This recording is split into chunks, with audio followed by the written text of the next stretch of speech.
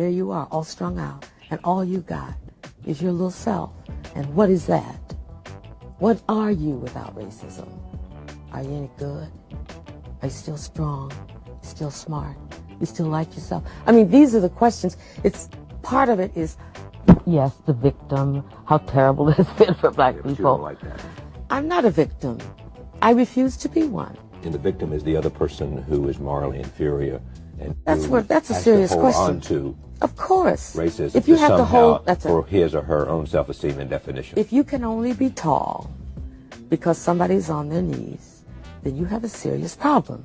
And my feeling is white people have a very, very serious problem, and they should start thinking about what they can do about it.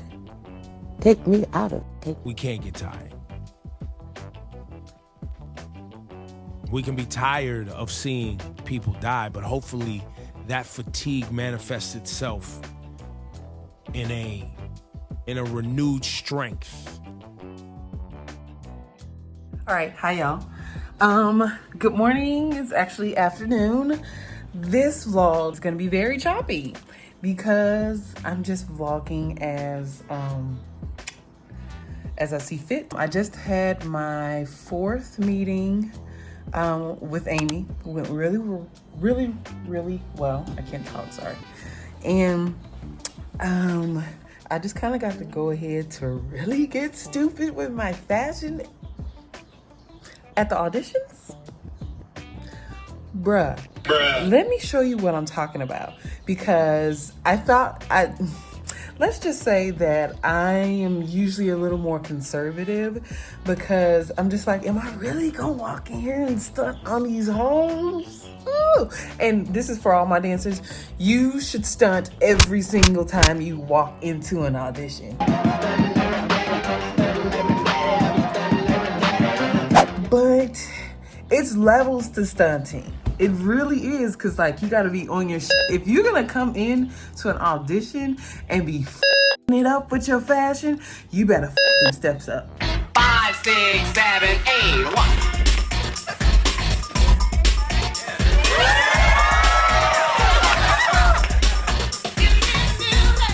Period. So that's the weird line between like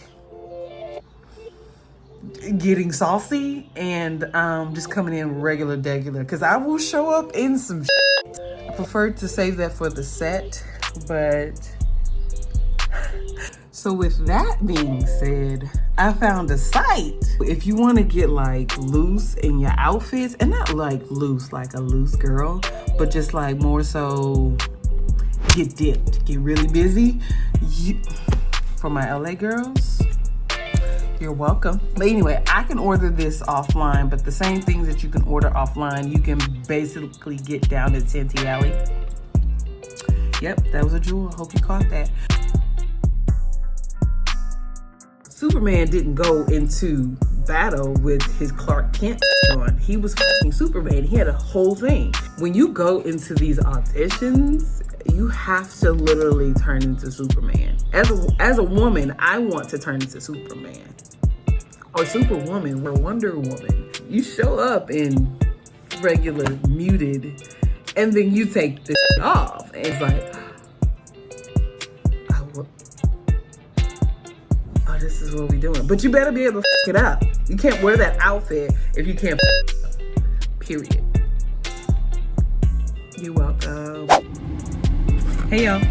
So, I am in the car. I forgot to tell y'all that I have a meeting to go to. I'm actually about to go to the grocery store really quick before I head there. I'm figuring out how I want to wear this. Like, do I want it to the side? Do I want it, like, how do I want it? I would prefer it to stay in this realm, like right here. So I'm trying to adjust the hair tie a certain spot on my head. I know I'm giving you like Auntie tees. I'm giving you Auntie T. I don't know. I kind of like it off to the side, you know? It's still my natural texture. It's still my natural texture, like I said. And I usually like to put a little ducktail. I don't know why. This is just like on some like upgraded T-Boz moment. And I still find the 90s vibe, like, I just find it, let me get this straight, let me get this out. I find the 90s vibe just still lit, like, just still like, you can update it. Like, this is an updated T-Boz moment. But it's still the same shape. It's still the same flair. I knew I was influenced by the 90s, like dumb heavy, because that was when I was coming up. I forget how much it's still like, hell, even the nameplate, like the nameplate is from my sister. Like I said in maybe a vlog or two ago, 3 maybe, when I said that I'm into vintage Mickey. I'm into 90s Mickey. Like I want the Mickey charm. Like I want a Mickey charm. Like I wanted to do everything that my sister did, and I'm gonna do everything my sister did. Look, a couple years off, whatever. I can afford to do that now. So thank you, sis. I mean, my sister, she still is, but my sister, baby, my sister, hey Mix, her name is Miko.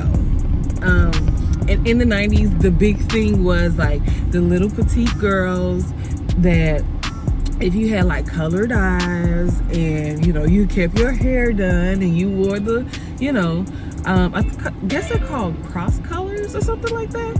I don't know. She was fly. She was fly, and she had a nameplate, and then her girls had nameplates. I secretly want a pager, but the pager doesn't like. One of the things I want to check off my list. I mean, of course I have the cell phone, but the beeper is it? Hold on, my beeper. And you look at it, and you be like,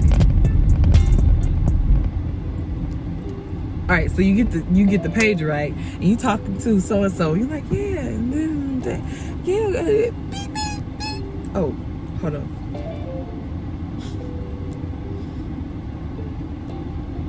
All right. So anyway, back to the conversation, and you sitting there watching like, who was that just changed your whole energy? Like, there was nobody. Nothing. What was up? Like, what was he saying?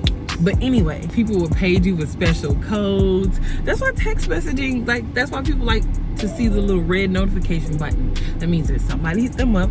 Somebody was thinking about them. But anyway, it was a status symbol. Having a pager was a status symbol in the 90s. And then you had a car phone. What? You got money! Reese's Pieces, pretzels, and a large popcorn. A large? You got fucking money. He got money. Get it off. Now, like, everybody has a phone. But if you got an iPhone, you're in a different echelon. I remember when it was Samsung, Motorola, Nokia, Siemens. What else was the other, when they had the Razor, like they would like this competition of who could have the newest, best, coolest features on the phone. And then iPhone just came in and just said, nope. So anyway, I'm going to the store like I always do. It's cute. I like when people get dressed. It's my favorite thing to see people get dressed. It just tells you what their personality is. And when you see a lot of people that look alike, you just be like, meh. Like, you people aren't interesting. And I don't mean that I don't mean that people, I mean, I said what I meant. Let's start there. But I didn't mean it as harshly as that. But I like to see people's personalities. And the first thing people see is your face, your clothing, what you look like. So people are assessing you based off of initially what they see. However, if they meet you on the phone first, it's a whole different thing. But if you dope in person, and this is for my dancers, this is the word coming out.